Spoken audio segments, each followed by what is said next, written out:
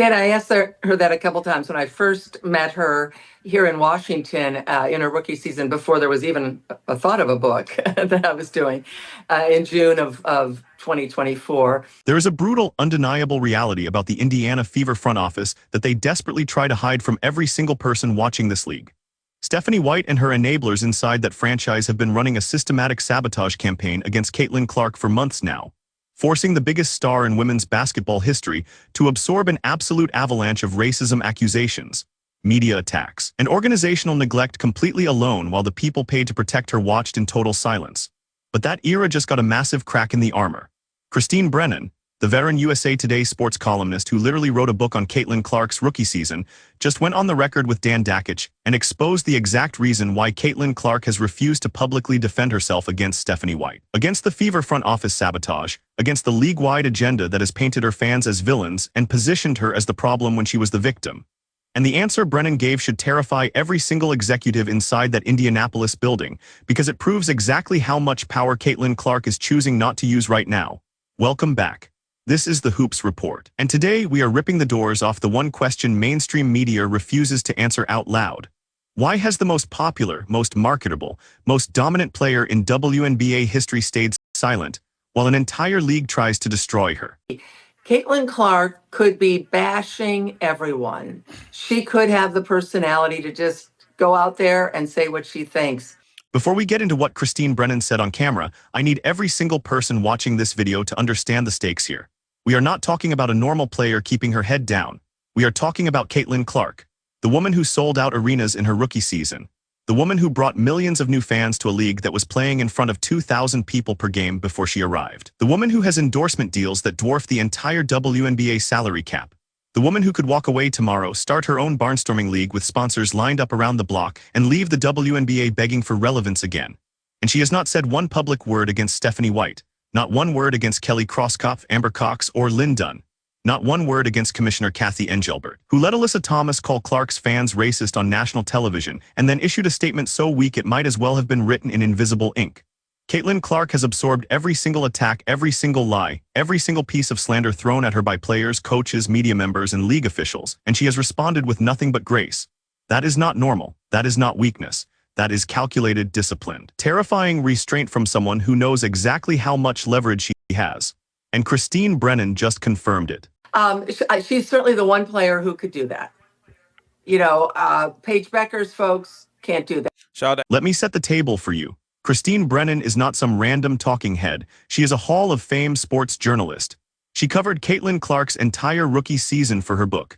She had direct access to Clark during the 2024 campaign, before the Olympics, after the Olympics, during the stretch run when the Fever were trying to figure out if they could actually build around their generational talent, or if they were going to let the old guard sabotage the whole thing. Brennan asked Caitlin Clark directly, multiple times, about how she handles the noise, about how she deals with the racism accusations, about how she processes the fact that her own league seems determined to make her the villain instead of the hero. And what Brennan revealed in this interview with Dan Dakich is the part that should make Stephanie White, Kelly Crosskopf, and Kathy Engelbert lose sleep. Because Caitlin Clark is not ignoring the attacks because she is naive. She is not staying silent because she does not see what is happening. She is staying silent because she is choosing to stay silent. And that choice is the only thing keeping this league from imploding. Let me show you exactly what Christine Brennan said. Don't take my word for it, the insider said it herself. Watch this. Did I asked her that a couple times when I first met her here in Washington in her rookie season before there was even a thought of a book that I was doing in June of 2024. She said it on camera with Dan Dakich sitting right there. Christine Brennan, who spent an entire season embedded with Caitlin Clark and the Indiana Fever, confirmed that Caitlin Clark cannot avoid seeing the attacks. She sees the racism accusations. She sees the fan attacks. She sees the media narratives painting her as the problem. But she chooses to focus on basketball, family, and friends instead of responding. Let me say that back to you in case you missed the weight of it. Caitlin Clark is not silent because she is unaware. She is silent because she is disciplined. She is silent because she knows that the second she opens her mouth and tells the truth about what Stephanie White is doing, about what the Fever front office is doing, about what the WNBA establishment is doing, the entire house of cards collapses. And Christine Brennan knows it. Listen to what she said next. The WNBA is so lucky to have her. So lucky. Because Caitlin Clark could be bashing everyone. She could go on social media right now with her millions of followers and destroy Stephanie White's credibility in one post. She could call out Kelly Crosskop for prioritizing South Carolina nostalgia over winning basketball. She could expose Kathy Engelbert for running a league that protects veterans who commit flagrant fouls on camera while punishing the rookie who brings in all the revenue. Caitlin Clark could do all of that, and she has chosen not to. But here is what Christine Brennan did not say out loud and what I am going to say for her. That silence has an expiration date, and when it ends, the people who have been sabotaging Caitlin Clark are going to find out exactly what happens when you betray someone who has been protecting you the entire time. Caitlin Clark could be bashing everyone. She could have the personality to just go out there and say what she thinks. Let's document the receipts here because this is not speculation. This is pattern. Let me walk you through exactly what Caitlin Clark has endured while staying silent, and you tell me if you could have done the same thing. June 2024. Caitlin Clark gets hip-checked by Chennedy Carter in a game against the Chicago Sky. Flagrant foul, on camera, undeniable, and what does the WNBA do? They issue a statement saying they are monitoring the situation, and then upgrade it to a flagrant one after the fact, which means absolutely nothing because Carter does not miss a single game. Meanwhile, Caitlin Clark goes to the podium after that game and diffuses the entire situation. She does not throw Chennedy Carter under the bus. She does not call out the refs. She does not demand accountability from the league. She pours cold water on a moment that could have turned into a national firestorm, and she does it to protect the league that just failed to protect her. Receipt number 1. Caitlin Clark saved the WNBA from itself in June, and they repaid her with silence. August 2024. Alyssa Thomas, the Connecticut Sun forward, goes on a press conference rant after a playoff loss and calls Caitlin Clark's fans racist. Not some of them. Not a fringe group. She painted the entire fan base, millions of people who had never watched women's basketball before Caitlin Clark arrived, as racist. And what does Commissioner Kathy Engelbert do? She releases a statement saying the league values all perspectives and that she had been in contact with Alyssa Thomas. Then the league puts out a follow-up saying they had exchanged text messages, which contradicts what Thomas said about not hearing from the commissioner. Absolute mess, absolute chaos, and who cleaned it up? Not Kathy Engelbert, not the WNBA PR team. Caitlin Clark, by staying silent, by not responding, by letting the news cycle move on instead of throwing gasoline on the fire. Receipt number 2. Caitlin Clark saved the WNBA from a race controversy that would have dominated headlines for weeks, and they repaid her by letting Alyssa Thomas keep talking. September 2024. The Indiana Fever hire Stephanie White as head coach, and within weeks it becomes clear that Stephanie White is more interested in running a South Carolina Gamecocks reunion tour than building a championship team around Caitlin Clark.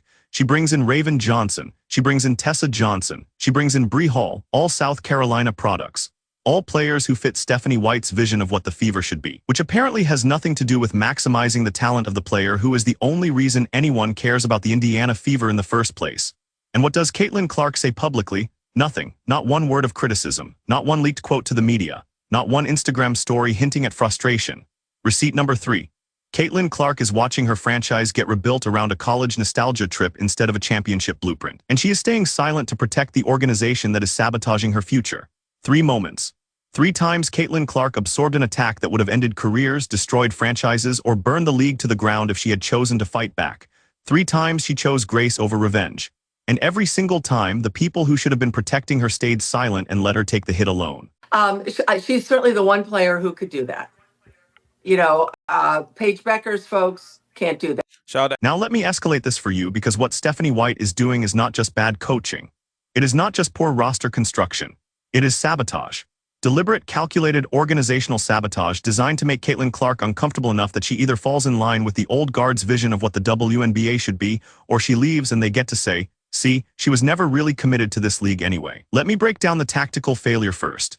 Stephanie White took over a team that made the playoffs in Caitlin Clark's rookie season, a team that had the Rookie of the Year, a legitimate all-star in Aliyah Boston, and a core that was young, hungry, and learning how to win together.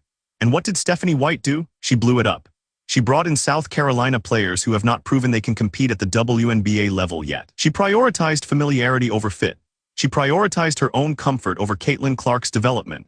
And she did it all while telling the media that the Indiana Fever are about community and representation and every other buzzword that has nothing to do with winning basketball games. That is not coaching. That is sabotage. And here is the part that should make every Fever fan furious. This is not the first time Stephanie White has done this. When she was the head coach of the Fever the first time around from 2015 to 2016, she lasted 2 seasons before getting fired. 2 seasons. And the reason she got fired, because she could not build a sustainable winning culture. She inherited a team with Tamika Catchings, one of the greatest players in WNBA history, and she could not win a championship with her. Now she is back and she is running the same playbook. Prioritize relationships over results. Prioritize comfort over competition. Prioritize everything except the one thing that actually matters, which is putting Caitlin Clark in a position to dominate. 2 coaching stints, 2 identical failures, and Caitlin Clark is the one paying the price. Now let me show you the pattern of enabler complicity because Stephanie White is not operating alone. Kelly Crosskopf, the Fever's president of basketball operations, signed off on every single one of these South Carolina additions. Amber Cox, the general manager, is executing the plan. Lynn Dunn, the special advisor who has been with the franchise for years, is watching it happen and saying nothing. These are the people who are supposed to be building a championship organization around a generational talent, and instead they are running a college reunion tour that has nothing to do with winning a WNBA title. And every single one of them has stayed silent while Caitlin Clark absorbs the criticism. Every single one of them has let her take the heat for the Fever's struggles without stepping up and saying, actually, we are the ones making the roster decisions. We are the ones who decided to prioritize South Carolina nostalgia over championship-level talent. This is on us, not on Caitlin Clark. Receipts coming. Because when this season falls apart, and it will, every single one of those executives is going to point at Caitlin Clark and say she did not do enough. And she is going to stay silent. Again, because that is what she has been doing for 2 years now, and here is the cost. Here is what Caitlin Clark has lost while staying silent. She lost a rookie season where she should have been celebrated as the savior of the league and instead got painted as a controversy magnet. She lost an offseason where she should have been able to rest and recover and instead had to watch her own franchise get rebuilt around players who were not even in the league yet. She lost the narrative. She lost the benefit of the doubt. She lost the protection that every other generational talent in sports history has received from their league, their team, and their media. That is what Caitlin Clark's prime is being burned for, so that Stephanie White can relive her South Carolina glory days. So that the WNBA establishment can pretend that Caitlin Clark is not the only reason their league is relevant right now. So that a bunch of executives and coaches who have never built anything close to what Caitlin Clark has built can feel comfortable in their jobs while she does all the heavy lifting. But here is what Brennan said that should make every single person inside the WNBA pause and think very carefully about what happens next. Because this is the part that mainstream media will not touch. This is the part that proves exactly how much power Caitlin Clark is choosing not to use. Watch this. She said it with cameras rolling. Caitlin Clark could be bashing everyone. She could have the personality to go out there and say what she thinks. And with the millions and millions of people who follow her, that would create a very difficult situation for the WNBA. Let me translate that for you because Brennan just gave you the most polite version of a nuclear threat that I have ever heard. What she is saying is this. Caitlin Clark has the audience. She has the platform, she has the credibility. And if she ever decides to stop protecting the people who have been sabotaging her, she could destroy the WNBA entire narrative in one interview, one Instagram post, one press conference, one moment where Caitlin Clark decides she is done being the bigger person and the entire house of cards collapses. Stephanie White's credibility, gone. Kelly Crosskopf's reputation, destroyed. Kathy Engelbert's leadership, exposed as the fraudulent, agenda-driven mess that it has always been. And Brennan knows it. Dan Dakich knows it. Every single person inside the WNBA knows it. The only reason they are still employed, the only reason this league is still pretending to be functional is because Caitlin Clark has chosen not to use the leverage she has. But that choice is not permanent. And the people who have been counting on her silence should be terrified of the day she decides to stop giving it to them. Now let me give you the verdict. And I am not giving you one prediction here. I am giving you five stake predictions that you can come back and check me on because I want receipts. I want every single person watching this video to save this timestamp and tell me if I was right or if I was wrong when the smoke clears. Here we go. Prediction number 1. Stephanie White will not make it through the 2026 season as the head coach of the Indiana Fever. If Stephanie White is still in that role by the 2026 playoffs, I want every single person to come back and roast me in the comments. Because there is no way, no possible scenario where Caitlin Clark tolerates another year of South Carolina nostalgia roster construction while her prime gets wasted. Stephanie White is going to get exposed as soon as the games start, and when the Fever miss the playoffs or get bounced in the first round again. Kelly Crosskopf is going to have to make a choice. Fire Stephanie White or lose Caitlin Clark, and if she picks wrong, this franchise is done. Prediction number 2. Caitlin Clark is going to demand a trade or a contract restructure before the 2027 season. And on the day that news breaks, we are going to see Caitlin Clark do exactly what Brennan said she has been choosing not to do. She is going to go public. She is going to name names. She's going to tell the truth about what the Indiana Fever front office did to sabotage her, and it is going to be the biggest story in women's basketball history. Save this clip, because when it happens, I want you to come back and tell me I called it 2 years early. Prediction number 3. The WNBA is going to lose a major broadcast partner or sponsorship deal within the next 18 months because of the Caitlin Clark controversy.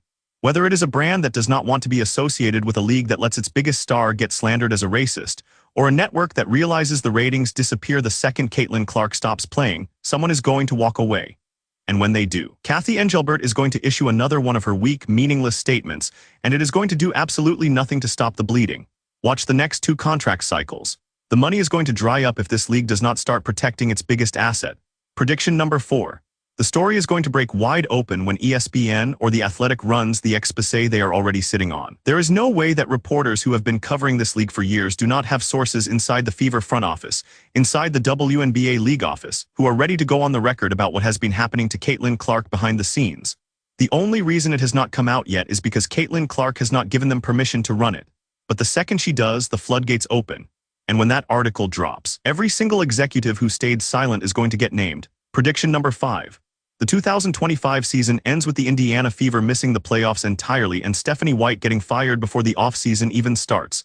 Mark this video, because if the Fever make the playoffs, I will come back and admit I was wrong.